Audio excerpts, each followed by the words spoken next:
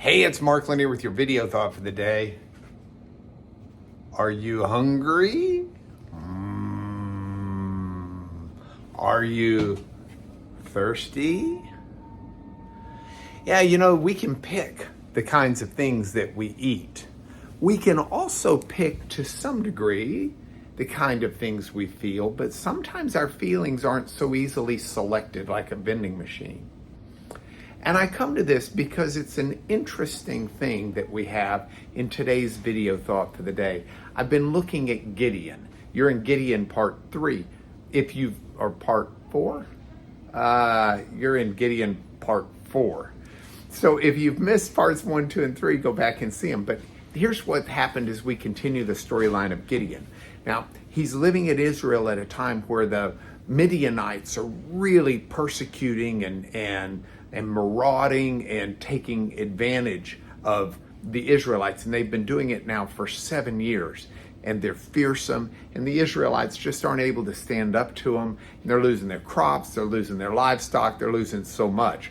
So God says to Gideon, who's kind of just a nobody, it seems, in the world's mind. God says, I'm going to use you because you're a mighty man of valor. Gideon is kind of like, I'm not so sure you know who you're talking to here.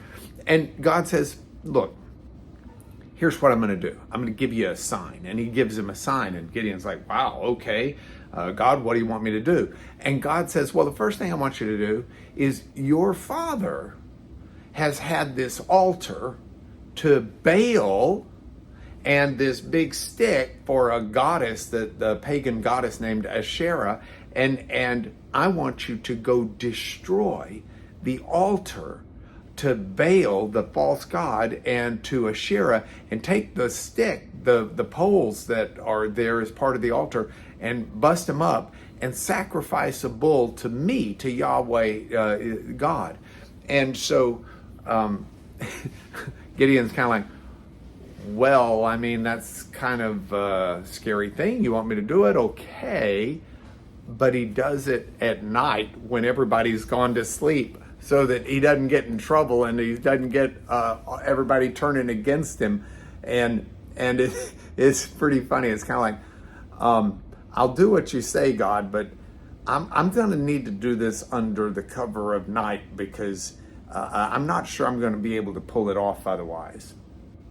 And this fella who's to be faithful is instead portrayed fearful.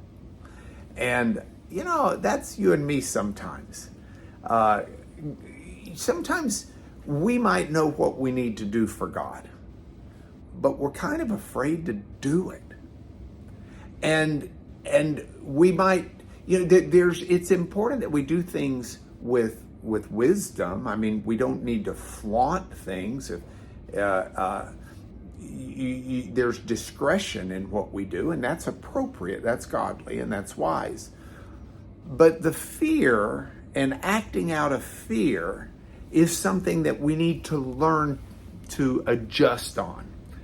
And it's interesting to me because God doesn't chew Gideon out for being afraid. But God does say to him, don't be afraid. And that's the advice that I need to take and that I offer to you through this video thought. That if we understand what God wants us to do and we set ourselves to that course, then we don't need to be afraid.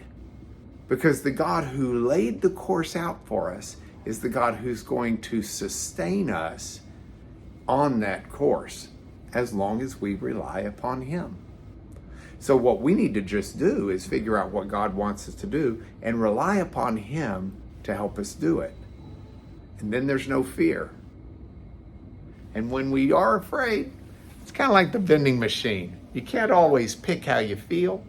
So when you do have that fear, just confess it to God, seek his strength, but don't deviate from his path.